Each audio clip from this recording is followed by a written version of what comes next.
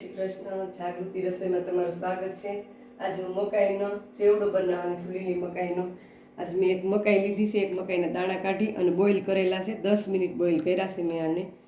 અને હવે આ બધી સામગ્રી છે ને આ અહીંથી લઉં. આ છે લીંબુ પર નીચવા મેં લીંબુના ફાડિયા લીધા છે, ડુંગળી છે, મીઠું છે, ચાટ મસાલો છે અને લીલા મરચાં કાપ્યા છે, આદું છે, કોથમરી છે, લાલ મરચું, હળદર અને ટમેટાં અને આ પનીર છે અને ચીઝ છે ને આ પનીર બે રાખ્યું છે. અને હવે હું આને ચાલુ કરું છું. આ બોઇલ કરેલા છે એટલે સીધા વઘારવાના જ છે ચેવડામાં.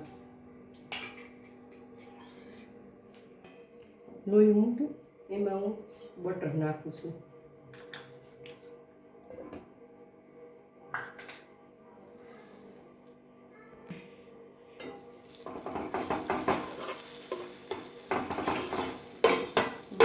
બટર ઉકળી ગયું છે. હવે આમાં આ આદુ મેં ક્રોસ કરેલું આદુ નાખું છું ને લીલા મરચાં. ગેસ ધીમો કરી નાખું છું.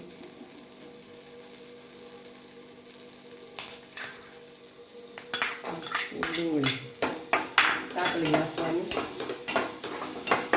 લસણ નાખવું જ નથી પણ મેં લસણ આમાં ન મને ભાવે એટલે મેં આમાં લસણ સ્કીપ કર્યું છે ને. તમે નાખવી એટલે નાખી શકાય લસણની પેસ્ટ.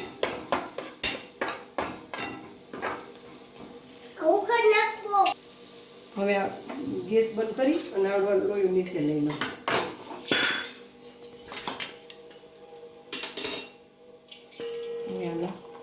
બોઇલ કરેલા મકાઈના દાણા નાખીશું.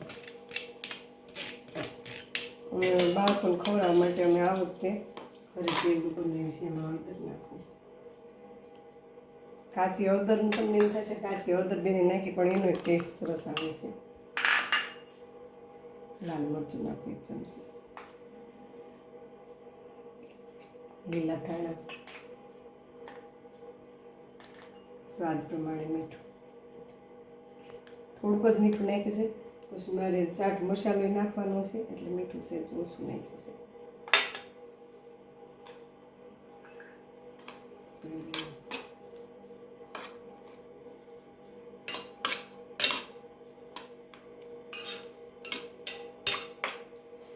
તમે તેલમાં કરી શકો પણ આમાં મેં બટરમાં વધારે સ્વાદ આવે એટલે મેં બટરમાં કર્યું છે. તેલ મૂકીને કરી શકો તમે.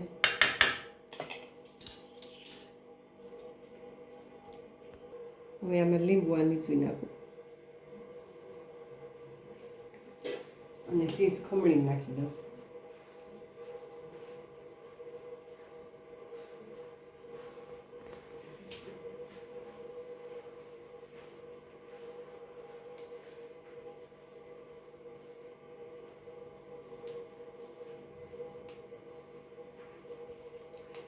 ચીઝ બાળકોને બહુ ભાવે અને અત્યારે છોકરા અમારામાં જેઠના બાબાની બેબી નાય છે એટલે ચીઝ વધારે નાખી બાળક માટે.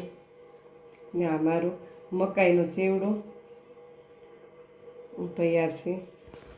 તમને ગમે તો લાઈક અને શેર કરજો અને નવા કોઈ હોય તો સબસ્ક્રાઈબ જરૂર કરજો નવા વિડીયો જોવા માટે.